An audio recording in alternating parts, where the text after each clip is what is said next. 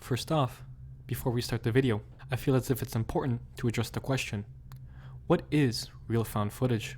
Many variations of found footage are shown to the public, whether it's dashcam footage, an abandoned exploration video, or even just horror movies with the camera recorded point of view. In that case, many found footage horror movies are known to be faked and frankly at times pretty enjoyable. But what we're experiencing here today is no mere movie.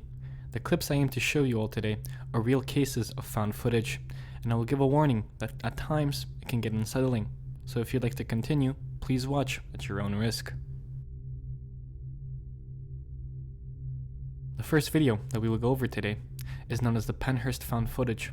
This footage was pretty well known and thought to be a hoax when it was first published. According to the backstory, two college students went to the abandoned Pennhurst State School and Institution and had somehow disappeared whilst on their adventure. The only thing that was left remaining in the ruins of the ghoulish complex was their camera, which had videos saved of their expedition. A little history on the Pennhurst State School states that it was home to many physically and mentally disabled individuals who were supposedly abused by staff many times. Some workers even being charged for slapping and beating the poor souls who found themselves captive at this institution. It was founded in 1908 in Pennsylvania.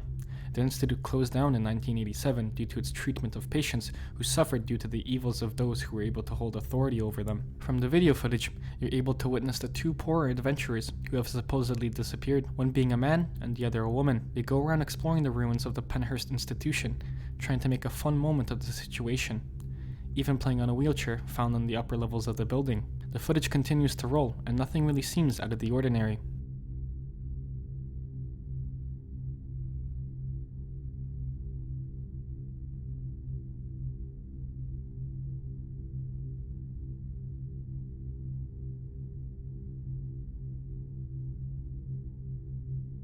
The video cuts into a forest setting, which I can presume to be the exterior of the institute. The strange thing being that the cut had only been a jump of between 30 seconds. Somehow, whoever is recording got their hands on the camera, and only God knows what unfortunate fate our travelers endured for someone to take their camera away. Now, in my opinion, this video could be faked, although its dull and natural atmosphere makes it feel fairly realistic. I don't think it's possible to make your way from the top floor of a building to somewhere at its exterior in 30 seconds, which makes me think it was edited, or someone was waiting outside for the camera to be thrown through the window. Who honestly knows though? Anything could be possible. Maybe something tackled the explorers and landed outside with the camera, which could explain the unnatural cut. But for now, let's just move on to the next video.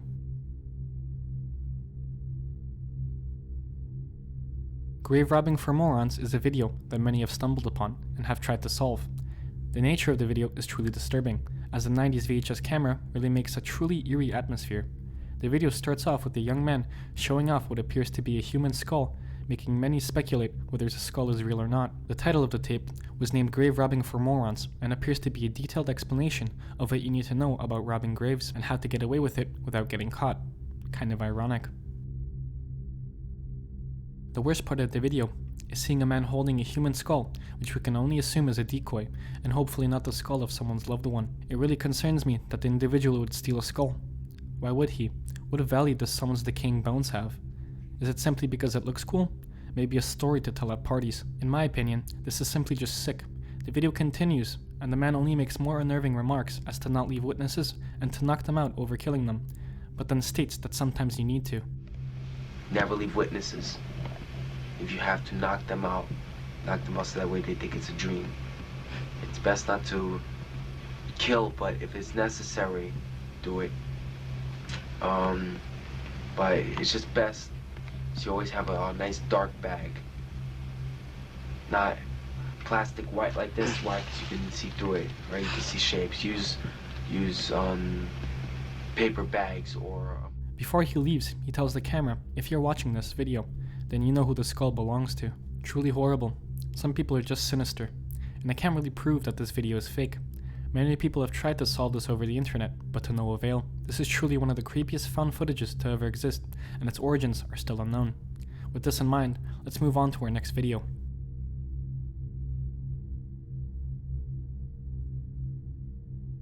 The final footage that we'll view together today is known as the Yuri Lipsky diving incident. Yuri Lipsky was a Russian diving instructor who unfortunately passed away trying to explore what is known as the Blue Hole, a popular diving spot that is explored almost daily by curious travelers.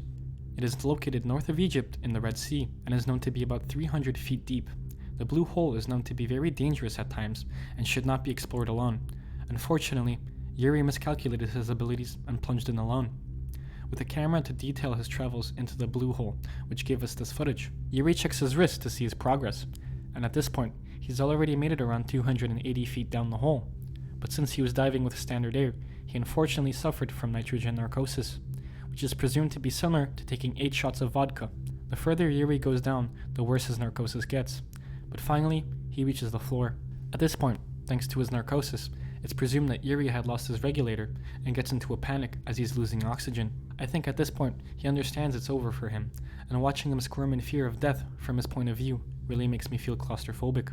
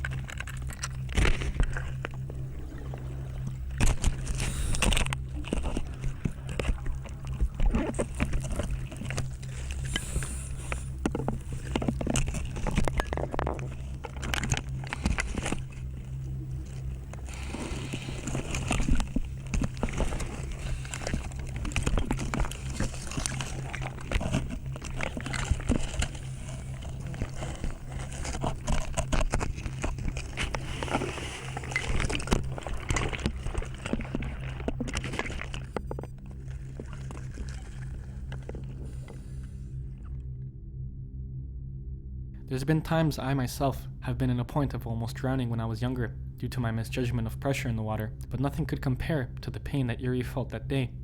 Yuri unfortunately drowned in the blue hole, and rescuers recovered his body later that week.